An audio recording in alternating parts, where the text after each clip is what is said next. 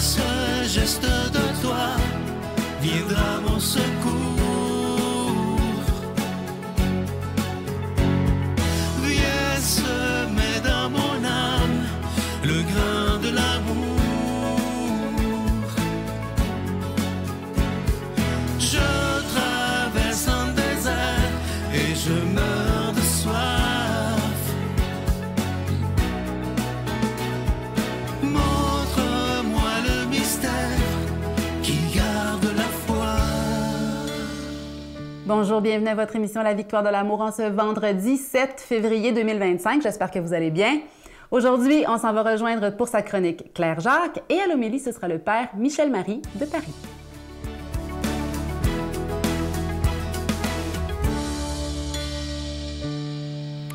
Bonjour, chers desserts, j'espère que vous allez bien. J'espère en fait qu'aujourd'hui, vous allez trouver un moment dans votre journée qui va répondre à une question que vous avez. Des fois, on se lève le matin et on a des questions. Parlant de ça, il y a un de nos auditeurs que j'ai rencontré pendant la fin de semaine à Drummondville, qu'on a vécu, qui était extraordinaire. Vous savez, avec le thème Dieu nous donne rendez-vous, là. Puis il m'a posé une question après que j'ai fait la conférence, que je trouvais très intéressante. Puis savez-vous ce qui est arrivé? C'est qu'il y a ce monsieur-là qui m'a posé cette question-là. Puis durant une partie de l'été, puis un peu cet automne encore, j'ai rencontré des gens l'automne dernier qui me posaient encore cette question-là. J'ai dit, ben écoute, on va y répondre. Alors sa question, c'était, est-ce que les chroniqueurs se sont concertés pour parler du même sujet, mais d'une façon différente? Alors pour ceux qui n'étaient pas là, je vous explique que notre thème Dieu nous donne rendez-vous, c'était le sujet qu'on avait, tous les conférenciers parlaient de ça. Et moi, j'avais posé la question à notre grand Manitou Sylvain. Je lui avais demandé, est-ce qu'on parle d'un sujet en particulier chacun? Il dit non, vous avez tous le même sujet. Moi, c'est sûr que j'avais une petite crainte de peut-être me répéter, je ne savais pas trop. Puis après ça, je me suis dit, mais attends un peu, quand on regarde les évangiles, on regarde par exemple un récit qui est raconté par Marc, par Matthieu, par Jean. La même histoire racontée de 3 façons différentes, carrément. C'est ça qui est merveilleux. Rappelez-vous, dans vos réunions de famille, des fois, on va parler d'un événement qui est arrivé. Ma tante va m'en parler, c'est sa version. Mon oncle va m'en parler, c'est sa version.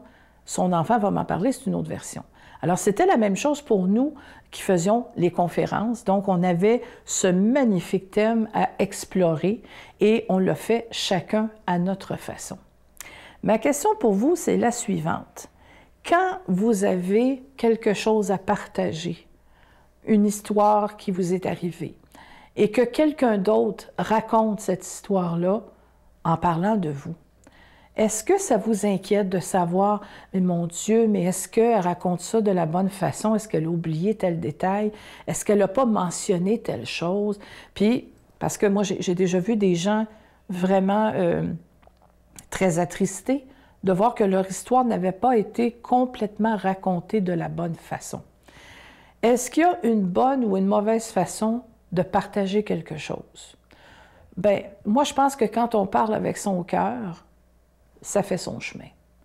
L'autre chose, c'est que si vous recevez cette histoire-là et que vous l'avez entendue de quelqu'un d'autre, vous pouvez aussi vérifier, mais tu sais que quand Huguette m'en a parlé, elle m'a dit qu'il y avait telle chose, telle chose, telle chose.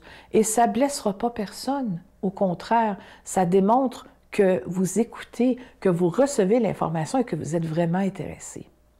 Donc, il ne faut pas s'inquiéter de poser des questions quand on a l'impression qu'on n'a pas tout le renseignement au complet.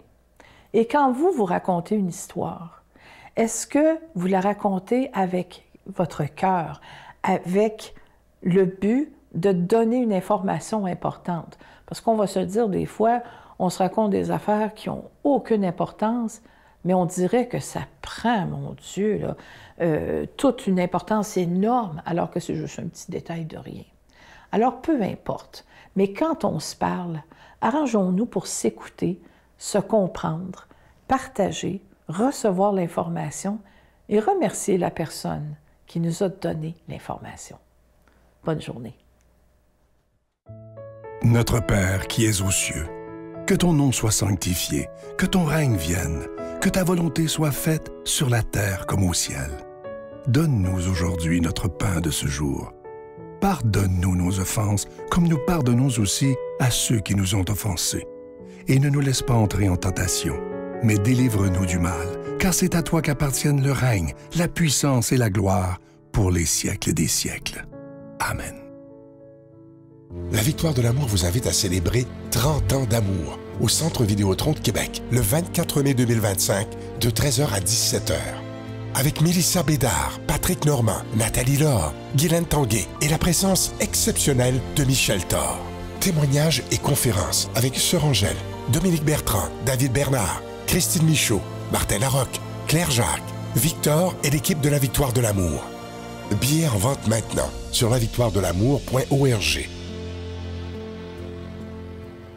Je suis tellement content de vous parler du magnifique cadeau de février. C'est le mois de l'amour, le mois de la Saint-Valentin. Je sais que vous l'attendiez beaucoup. C'est le cœur de l'espoir. Vous allez le voir à l'écran, il est vert. C'est de la pierre d'agate, donc il n'y a pas de peinture dessus. C'est vraiment la couleur de la pierre que vous voyez.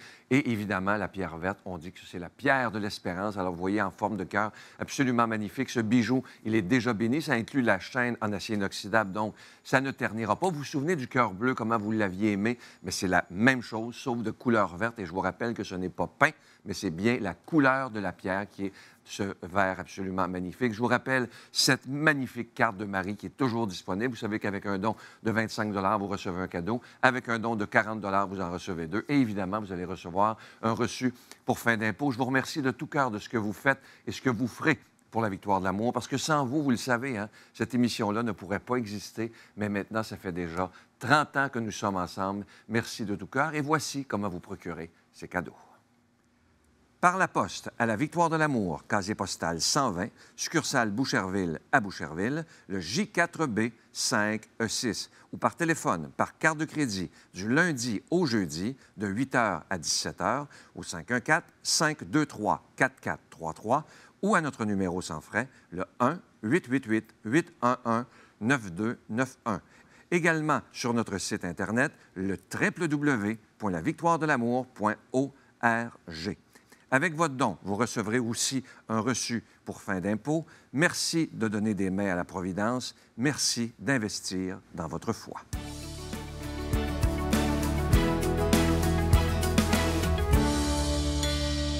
Mon Dieu, donnez-moi la sérénité d'accepter les choses que je ne peux changer, le courage de changer les choses que je peux et la sagesse d'en connaître la différence.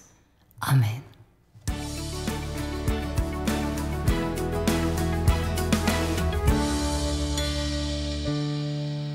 Mes frères et sœurs bien-aimés, je suis toujours heureux, vous le savez, de vous retrouver et de grandir avec vous dans la foi qui m'unit à Jésus et à Marie et dans l'estime aussi que je porte à tous les premiers apôtres et en particulier à celui qui est l'un des premiers chrétiens de l'histoire, Jean-Baptiste, vous l'avez deviné, le cousin du Christ et le fils d'Élisabeth et de Zacharie.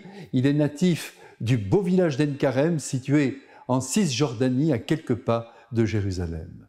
Oui, j'aime Jean-Baptiste, je le vénère et je pleure aussi sur son destin vraiment tragique que l'Évangile de ce jour met hélas en lumière. Après avoir été un exemple d'ascétisme vivant en plein désert, comme vous le savez, montrant par là que Dieu seul suffit à combler une vie, après avoir prêché aux foules en suppliant les hommes d'une voix forte, déterminée et donc aimante de préparer la venue du Messie dans leur cœur, il a tordu le cou aux compromissions auxquelles la vie nous soumet tous. Et il a reçu en partage l'assentiment du peuple qui demeure sensible, et oui, et je suis heureux de le dire, à ce qui sonne juste, à ce qui est authentique, à ce qui est profond. En effet, l'Évangile laisse entendre que Jean-Baptiste est reçu comme un grand prophète et il semble faire l'unanimité. Les foules l'adulent, se soumettent de grand cœur à ses paroles et même à son baptême, ce fameux baptême de purification qu'il propose. Nous savons même que le roi Hérode éprouvait de l'admiration pour lui et qu'il aimait l'entendre. Rien à voir avec le Christ dont la sagesse, évidemment, et les actes qu'il pose mettront sans dessus-dessous les autorités religieuses d'Israël. Seulement voilà, notre Jean-Baptiste ne se contente pas de rester les pieds dans l'eau du Jourdain en baptisant les âmes de bonne volonté. Il entend aussi corriger jusqu'au roi qui vient de se permettre de s'opposer à la loi divine en épousant la femme de son frère. Cela, Jean-Baptiste ne peut pas le supporter, tant il estime que le roi se doit de donner l'exemple à ses sujets. Résultat, il est arrêté et enfermé dans un cachot de la forteresse de Macéronte. Que voulez-vous quand on est insipide, tiède, jamais le danger ne se lève. Jean-Baptiste, lui, est un vaillant, un ardent, il n'a pas peur, comme on dit aujourd'hui, de cliver.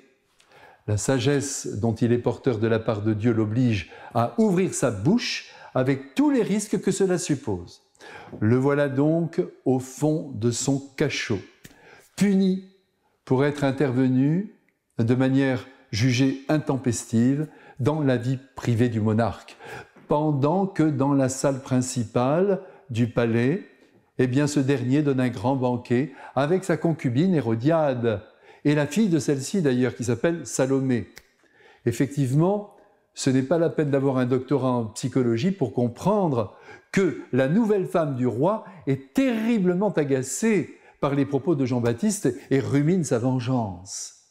Quand sa fille dansera devant le roi de tout son jeune corps attirant, eh bien, le roi perdra les pédales sous les effets de la passion et lui fera même cette promesse, mais vraiment folle: « Demande-moi tout ce que tu veux, je te le donne, je te l'accorde. » La pauvre fille, sous l'emprise de sa mère, exigera la décapitation immédiate de Jean-Baptiste. Hélas, ne voulant pas perdre la face devant ces notables, le roi cédera à la cruauté vengeresse d'Hérodiade. Et voilà, la tête de Jean-Baptiste sur un plateau d'argent, présentée à ses obligés à moitié soûls, vendue aux passions les plus basses.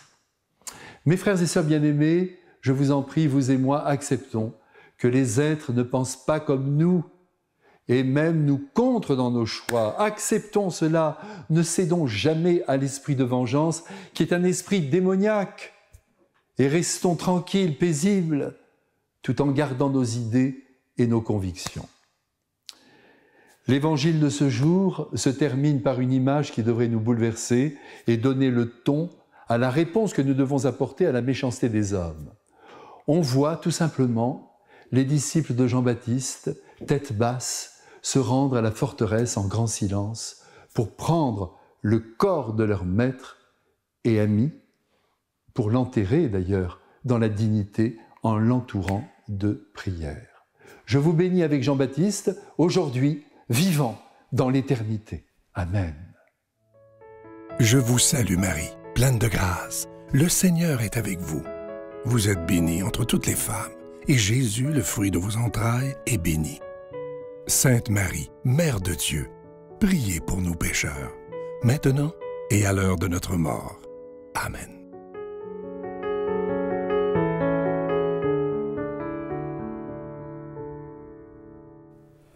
Merci de soutenir la victoire de l'amour par vos dons. Ce mois-ci, en ce beau mois de février, le mois de la Saint-Valentin, on vous offre le cœur de l'espoir en ce temps troublé. On vous offre ce cœur de l'espoir, la couleur de l'espérance, un beau vert, une pierre d'agate verte. Donc ce n'est pas peint, le cœur est vert jusqu'en son cœur. On vous l'offre avec plaisir en échange de vos dons. C'est déjà béni, donc portez-le avec fierté. Merci pour votre précieuse collaboration si nécessaire pour l'œuvre de la victoire de l'amour. Bonne journée. Et la deuxième écho que j'ai passée, les 2 reins étaient atteints, puis il n'y avait aucune espérance de vie. Il fallait que j'aille accoucher d'un bébé mort-né. Par la mère apprenant que son fils est guéri, par l'oiseau rappelant l'oiseau tombé du nid, par l'herbe qui a soif et recueille l'ondée, par le baiser perdu, par l'amour redonné et par le mendiant